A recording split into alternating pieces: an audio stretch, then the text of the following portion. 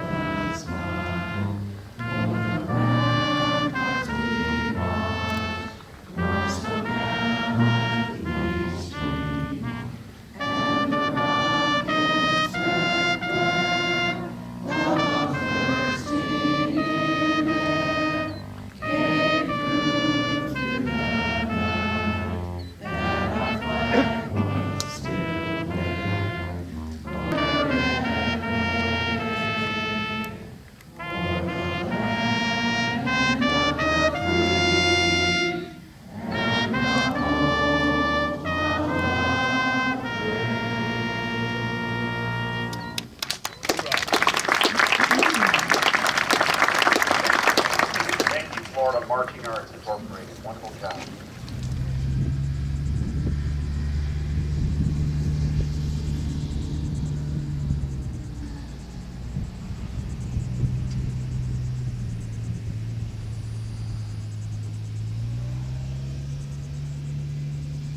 To the flag of the United States of America and to the republic for which it stands, one nation, under God, indivisible, with liberty and justice for all.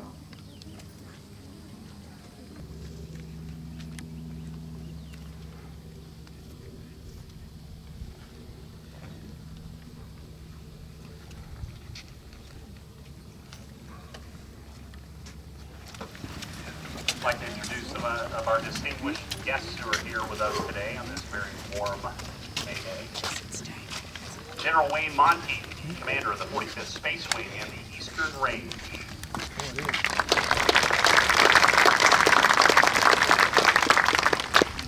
Colonel Danny McNight.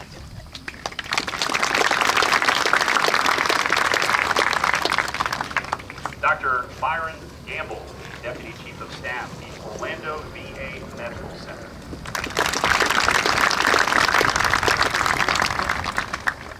Walt Johnson, the Mayor of Titusville.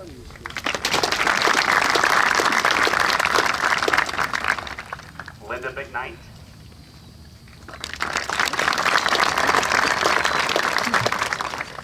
And Mrs. Monte.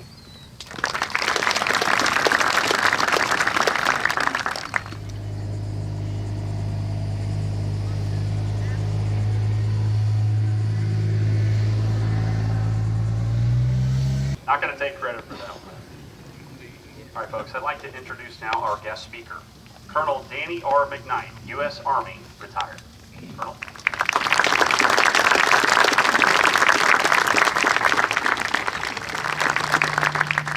I truly am honored to be here today and share a few words with you. And I will try to keep it short and sweet because I think General Monte probably has a lot better to talk about than I do. We were talking earlier, and we need to want to real good at reading things. And so we share that for sure. I want to read something to you, and I'll probably miss a lot of the words. Memorial Day has a profound meaning for the families, loved ones, and friends of the men and women who answered the call to serve in the armed forces of this great nation and paid the ultimate sacrifice to defend the freedoms we as Americans are able to enjoy Memorial Day is a special day set aside to reflect and remember the many sacrifices and the great achievements of the brave men and women who gave their lives in defense of our nation. This is not just a holiday. This is more than a holiday, for sure.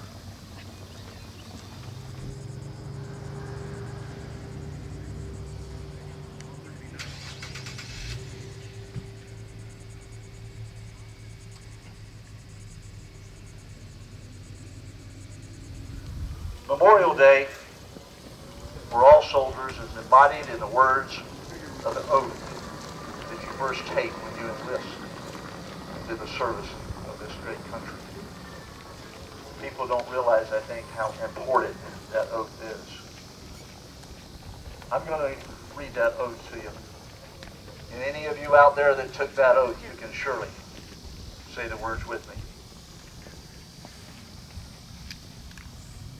I do solemnly swear or affirm that I will support and defend the Constitution of the United States against all enemies, foreign and domestic, that I will bear true faith and allegiance to the same, and that I will obey the orders of the President of the United States and the orders of the officers appointed over me, according to the regulations and the Uniform Code of Military Justice, so help me God. The young men and women for years that have taken that oath have lived up to that oath. And that's why we are able to be here today. We're here sitting nice and comfortable, but we also know that there are men and women right now in uniform in faraway lands being willing to step up and make the sacrifice still today. I'd like to mention the sacrifice of young men in October of 1993 in a place called Mogadishu, Somalia. I'm sure most of you, if not all of you, have probably seen or read the book Black Hawk Down. I had 6 of my kids that day that didn't make it home.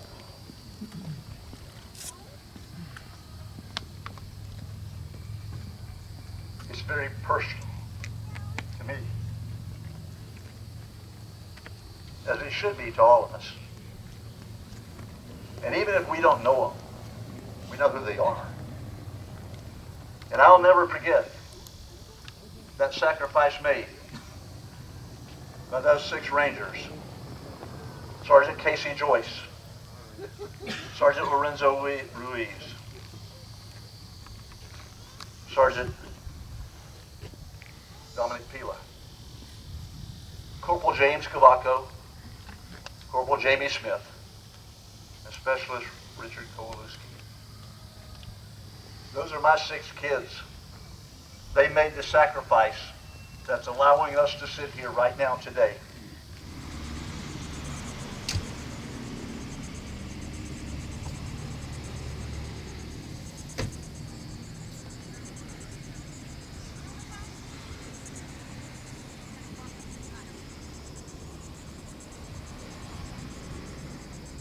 Brigadier General Wayne R. Monte, commander of the 45th Space Wing and director of the Eastern Range at Patrick Air Force Base. General.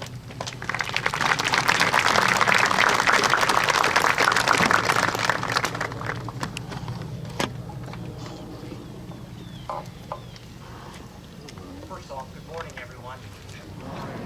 Thank you so much for being here, particularly given the weather. Last year, it was raining, and so I cut my remarks very short as my wife was sitting up front doing this. Hopefully, I won't get this again this morning because of the heat. As I look around the audience, it occurs to me that some of you may be here today in honor of sacrifice. A sacrifice made by our nation's most brave, loyal, and selfless men and women. Others may be here to teach their sons and daughters that freedom had a price as early as 1775 at the start of the Revolutionary War. a price that must still be paid with each passing day. Regardless of why you are here, I think we can agree that we were all here to remember and to memorialize the soldiers, sailors, airmen, Marines, and Coast Guardsmen who fought to sustain and protect this free nation from all those who would seek its downfall. 153 years ago, during his second inaugural address, President Abraham Lincoln dedicated a portion of the Gettysburg Field as a final resting place for those that gave their lives to break one of our nation's greatest barriers. He said, "From these honored dead, we take increased devotion to that cause for which they gave the last full measure of devotion." In that address, President Lincoln gave this nation its next greatest task, to ensure those lives were not lost in vain. In our history, roughly 1.2 million Americans have been killed in combat. Most of us cannot fathom the impact of this number. But for the others, the impact was and remains very, very personal. This loss walked grief to families' front doors and challenged their ability to move forward. 13 years ago, the mother, fiance, brother, and sister of Private First Class Michael Creighton Weldon were asked to move forward. Originally from Palm Bay, Private Creighton Weldon chose to follow in the footsteps of his mother, Sergeant Major Gene Weldon, and enlisted in the United States Army. He was assigned to the 2nd Battalion, 7th Infantry Regiment, 3rd Infantry Division at Fort Stewart, Georgia. Private Creighton Weldon proposed to his girlfriend Carrie and deployed to Iraq in January 2003 in support of Operation Iraqi Freedom. A suicide car bomber near Najaf, Iraq, would claim his life just 2 months later. He was only 20 years old when he died wearing our nation's cloth. As you entered these hallowed grounds today on Valiant Boulevard and veered left onto Liberty Way, you caught a glimpse of almost 2,200 of our nation's finest heroes. Driving through those gates reminds each and every one of us why we cannot stand still. Marine Gunnery Sergeant Jonathan Gifford from Brevard County was assigned to the 2nd Marine Special Operations Battalion at Camp Lejeune, North Carolina. Serving as a critical skills operator, he was deployed to Afghanistan in support of Operation Enduring Freedom in 2012. This deployment would come on his 14th year of service in our United States Marine Corps.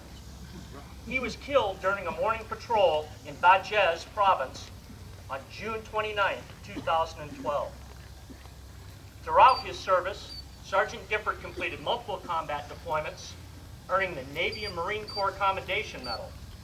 The service and sacrifice of Sergeant Gifford and Private Creighton Weldon should never, ever be forgotten. Let us not take for granted that this country will continue to embody selfless patriots worthy of a resting place along Warrior Avenue, Serenity Lane, Tranquility Way, and Odyssey Lane. We must never forget that service and sacrifice are a choice, not a requirement, and that freedom will always come at a price. I stand before you today, proud and honored to speak, not just as a member of the world's greatest military, but as a citizen of these United States, with the freedom to call this nation my home. A nation that still raises men and women who care more about the rights, safety, and protection of the individual standing next to them and the generations that will follow than they do about themselves. A nation where men and women gave their lives so differences could be heard, could be challenged, and could be unified. 36 years ago this Memorial Weekend, President Ronald Reagan said, Today, the United States stands as a beacon of liberty and democratic strength before the community of nations. We are resolved to stand firm against those who would destroy the freedoms we cherish. We are determined to achieve an enduring peace, a peace with liberty and with honor. This determination, this resolve is the highest tribute we can pay to the many who have fallen in service of our nation. Those words ring true today, and it's our job to ensure they ring true tomorrow and every day that follows. Because the men and women that we honor today did give their last full measure of devotion. They gave their lives in defense of this great nation and deserve nothing less than our absolute best every single day. Ladies and gentlemen, again, thank you so much for taking the time out of your busy lives to join us this morning to honor those men and women who died to give us the freedoms that we have today and the freedom that we will have tomorrow. God bless America.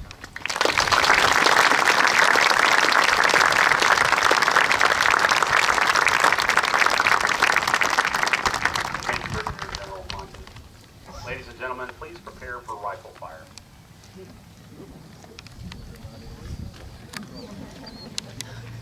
Firing party! And touch! Right up! Haste! Right up!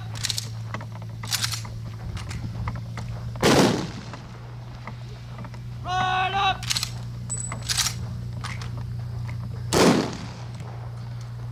Right up!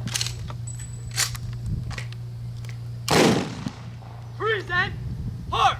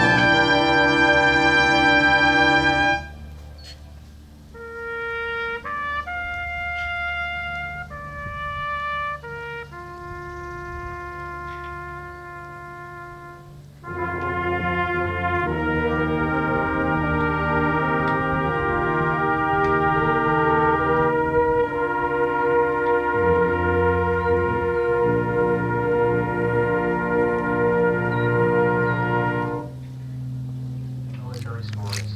I've interviewed many military members and veterans. And the one thing that I keep coming to the same conclusion, there are heroes among us. One such hero I met yesterday in a random place at the rest stop on I-95 down towards Monte, doing a Memorial Day travel